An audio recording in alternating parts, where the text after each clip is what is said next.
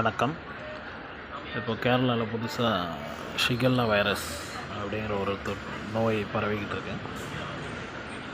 இது காமனாக இந்த மழை சீசனில் வரக்கூடிய ஒரு வைரஸாக இருந்தாலும் அது இப்போ அதிகப்படியான பாதிப்பு ஏற்படுத்துகிறதுனால மக்கள் கொஞ்சம் கவனமாக இருக்கணும் கேட்டுக்கொள்கிறேன்.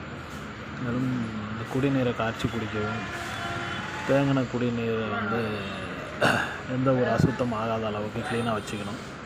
இதோட மெயின் ஃபேஸ் டயரியா தான், டயரியா வித் பிளட். ஸோ அந்த மாதிரி ஹை ஃபீவர், ரொம்ப கிராம்ப்டு சுச்சுவேஷன் அப்படி ஏதாவது இருந்துச்சு அப்படின்னா மக்கள் 3 டேஸ்க்கு பியாண்ட் டயரியா கண்டினியூ ஆகுது அப்படின்னா நம்ம டாக்டரோட கைட்லைன்ஸை சீக் பண்ணணும். அதான் எல்லாருக்கும் நல்லது.